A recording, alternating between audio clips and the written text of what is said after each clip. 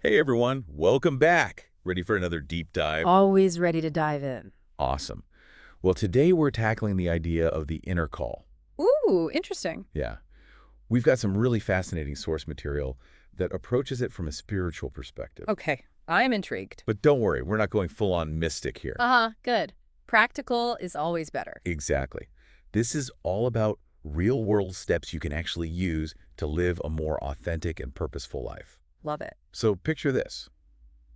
You're in a quiet space, away from all the chaos and noise of the world. I can already feel the peace. Right? And as you sit there, can you almost feel that little tug at your heart?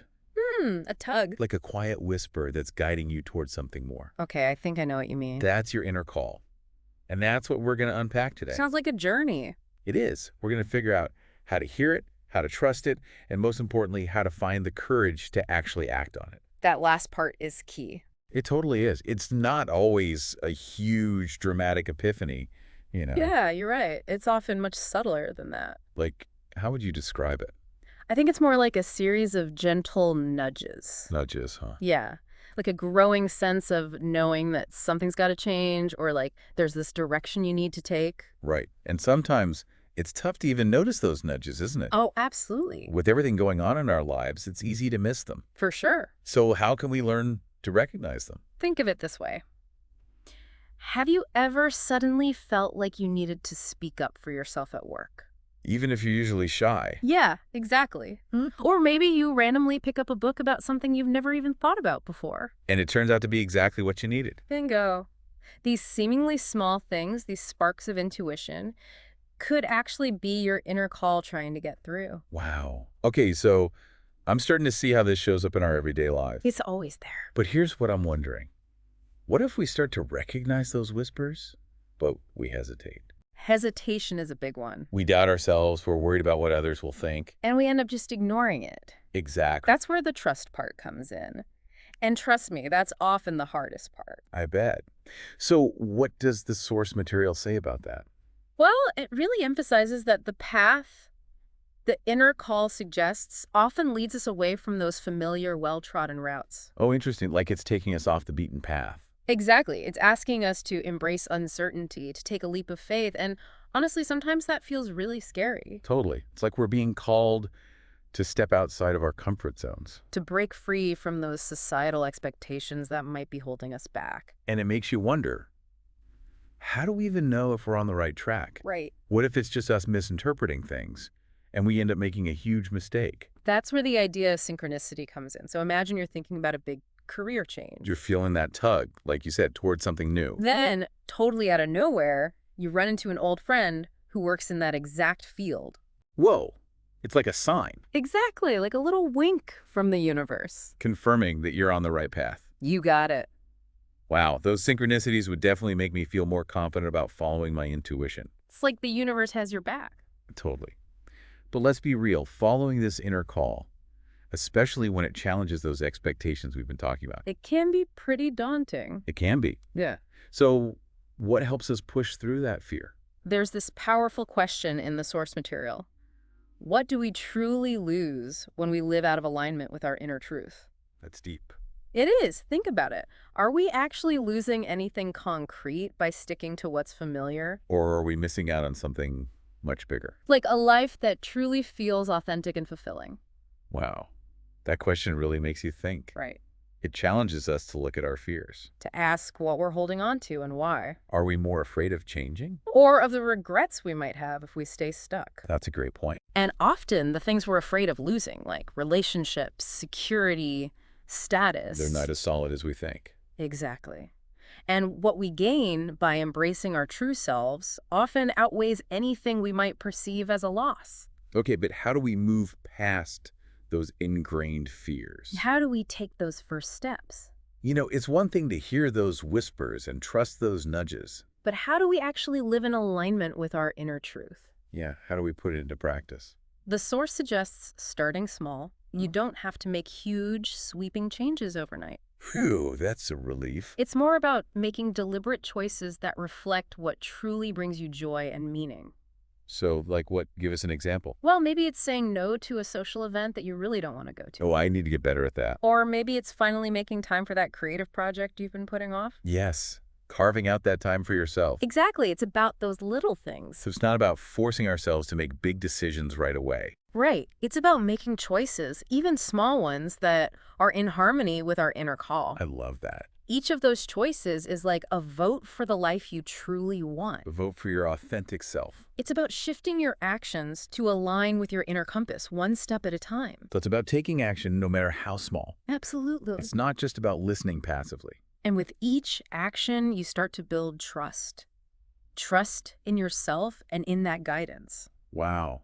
That's a powerful thought. It's a journey. A journey of self-discovery. And like any adventure, it's best to pack light, take small steps, and enjoy the view along the way. I love that. So we're talking about making those small choices, the ones that really resonate with us. Ones that feel aligned. But it's not always easy, right? It's not a walk in the park. There are bumps along the way. The source material definitely acknowledges that there will be challenges. I can imagine. Think of it like decluttering your home. Ooh, I hate decluttering. You start with maybe a drawer or a closet. It sounds manageable. And suddenly you're just surrounded by all this stuff. Oh no. Stuff you haven't seen in years. It can get pretty overwhelming. I bet. You just want to shove it all back in. Right. And just give up. Totally. I feel like I hit that wall sometimes with creative projects. It happens. So how do we deal with that? Yeah, those moments of feeling totally overwhelmed. How do we keep going?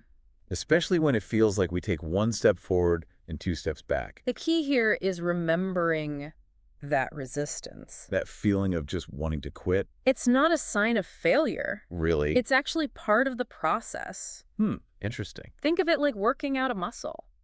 You're going to feel some soreness, Oh, for sure. but that's how you know it's working. You're building strength. Exactly. So instead of getting discouraged by those challenges, We can see them differently. see them as opportunities for growth. Okay, I like that. Like, bring it on. That's the spirit.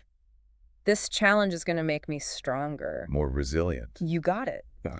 And the source material really highlights this. What does it say? Those challenging moments, that's where the magic happens. Ooh, tell me more about that. It's when we're pushed out of our comfort zones. When we have to confront our limiting beliefs. That's when we discover a whole new level of strength. The stuff we didn't even know we had. Creativity, resilience, it's all in there. So how do we tap into that? How do we find that extra courage when we're about to give up? Give me the secret. Remember those small, intentional actions. The ones we were talking about before? They're not just about reaching goals. What else are they about? They're about building up our courage. Building our resilience. Every time you choose to do something that scares you a little, you're getting stronger. I see. Like training for a marathon. You don't start by running 26 miles on day one. Definitely not. You build up to it. One step at a time. So each little act of courage, Like speaking up, trying something new. or even just saying no to something that drains you. Those are deposits in your courage bank. I love that analogy. And the more you put in. The more you have to draw on when things get tough. And don't forget those synchronicities we talked about. Oh yeah, the little winks. They're like bonus deposits. Encouragement from the universe. Reminding you that you're on the right path. It's like the universe saying, hey, I gotcha. Exactly. But we all hit those walls sometimes. Where you just don't know what to do next. You're listening for that inner guidance. But it's radio silence. This source material has some beautiful insights on this. I'm all ears. It reminds us that living the call isn't about pushing ourselves to the limit. It's not about constant striving. Right. It's about finding that balance between action and rest. Finding that rhythm. Listening to that inner wisdom and taking inspired action. Like a dance. Exactly. A dance with the universe. Sometimes we lead, sometimes we follow. But we're always in sync. There are times we need to go full speed ahead. Seize opportunities. Make those dreams happen. And there are times we need to just hit pause. To reflect, to recharge, to let those new ideas bubble up. So it's knowing when to hit the gas. Then when to hit the brakes. Right. But how do we tell the difference? Between a real inner nudge and just procrastinating. Because sometimes it feels the same. That's where stillness comes in. Stillness. It could be meditation, spending time in nature. Or even just taking a few deep breaths. Exactly. Quieting the mind. These practices help you tune in to your intuition. So it's like creating space for that guidance to come through. Like saying, okay, universe, I'm listening. What have you got for me? I love that. And the more you cultivate that stillness, the better you get at recognizing the different voices. The different voices. Notice of your ego. Which is usually all about fear and doubt. And the voice of your soul. Which speaks to love, wisdom, and encouragement. Exactly. So it's like our ego is saying, stay safe, stick to what you know. And your soul is saying, take that leap, trust the journey, embrace the unknown. I love that. And the more we listen to that soul voice, the clearer and stronger it gets. so we start recognizing those synchronicities more easily. And we build that deeper trust in ourselves. Trust in our ability to handle whatever comes our way. On this crazy journey of authentic living. Okay, so we're recognizing the call, taking action, building courage. Navigating challenges, and even learning to dance with the universe. It's a lot. But what happens when we feel like we've plateaued? When we've been following the call for a while. So we just feel stuck? That's a great question. And it brings us to a really crucial understanding. What is that? This is not a linear process. It's not. It's a cyclical journey. A cycle of growth and transformation. The source material emphasizes that this isn't about reaching a destination. Or achieving some specific outcome. It's about the journey itself. With all the ups and downs. The twists and turns and those unexpected detours. So it's more about the process than the product. You got it. But that's hard, isn't it? Especially in a world that's all about goals and achievements. We're conditioned to think, if I achieve this, then I'll be happy. If I reach this goal, then I'll be fulfilled. Right. But you're saying that real fulfillment comes from the journey itself. From being present in each step. Wow, that's a powerful shift in perspective. And it means embracing those plateaus. The moments when we feel stuck. Those are opportunities. Opportunities. For what? For deeper reflection. For integration. Okay, so instead of seeing them as setbacks, we see them as a chance to pause. To ask, what am I learning? How is this shaping me? Where do I want to go from here? I like that. And sometimes those pauses are exactly what we need. They help us see things with fresh eyes. They help us adjust our course. Or maybe just make space for something new to emerge. Exactly. So before the break, you were talking about how this inner call changes with us throughout life. Yeah, it's not static, that's for sure. So how does that actually work? What do these shifts look like? Yeah, at different stages of life. Well, the source paints a really interesting picture. I'd love to hear it. Think about a child, you know? Full of curiosity. Full of wonder. Their inner call, it might be expressed through that amazing imagination they have. Always exploring. That natural connection they have with everything around them. Like they see magic in everything. Right. So for a child, it's all about discovering that magic and beauty. Letting their imagination run wild. Nurturing that creative spark. And letting them follow wherever it leads. Then as that child grows into a teenager, things start to shift. They're trying to figure out who they are. Exactly. The inner call might come through as questions about their identity. Their place in the world. They might start exploring different interests. Different groups of friends. They start asking those big questions. Like, what's my purpose? Yeah. And then as we move into adulthood, the inner call often guides those big life decisions. Career choices. Relationships, what direction we want to take our lives in. It can feel like this is what I'm supposed to be doing. Even if it doesn't make sense to other people. Even if it's not the conventional path. Right. And the source really emphasizes this point. What does it say? The inner call doesn't always lead us down the easiest road. It might challenge us to step outside of our comfort zones. To take those risks. To face our fears. You embrace the unknown. All of that. And that can be scary, but you know what?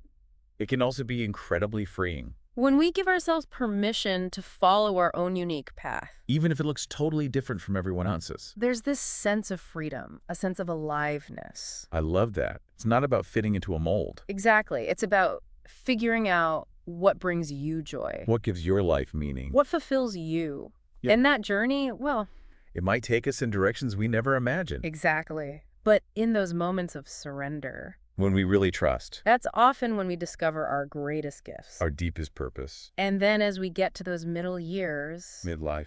The focus might shift again. In what way? We might feel drawn to contribute more to the world. To give back in some way? Share our wisdom, our experience. Leave a legacy behind. Right. It's like we've established ourselves, we've achieved some things. And we want to use that experience to help others. And that desire to contribute, It can show up in so many ways. Through our work, our relationships, our creative outlets. Or just by being involved in our communities. So it's not just about what we do. It's about the intention behind it. The energy we bring It's to it. about wanting to make a difference. And then, as we enter those later stages of life, The inner call might shift again. how so? We might feel drawn to simplify things, To let go of the stuff that doesn't matter anymore. to really cherish our relationships. Appreciate those little moments. Beautifully said. It's about finding peace, Letting go of that need to control everything. just being present. Wow, that's a beautiful way to think about it. And through all these stages, the inner call reminds us of something. What's that? We're never really done. We're always evolving. The journey never ends. Exactly. And to stay connected to this ever-changing call, We need those practices that help us tune in, quiet the noise of the world. listen to that inner voice. Things like meditation, spending time in nature, Journaling, anything that helps us slow down. to reflect, to look within, It's about finding what nourishes our soul. and helps us hear that inner guidance. It's not about rigid rules or specific outcomes. It's about trust Trust in ourselves and our intuition. and in the unfolding of our lives. Wow, this deep dive has been incredible. I'm glad you enjoyed it. It's a reminder that this journey is about embracing the present moment Savoring each step along the way. and letting ourselves be transformed by the experience. Exactly. And remember, you're not alone in this. This inner call, it's something we all share. And when we each embrace our own path, We create a more beautiful world. a world where more and more people are living in alignment with their purpose. Thank you so much for joining us on this exploration. It's been a pleasure. We hope you feel inspired to continue your own journey of self-discovery With courage, with curiosity. and with a deep trust in your own inner wisdom. And until next time, keep listening to that inner call. It's the compass that will guide you toward your most authentic and fulfilling life.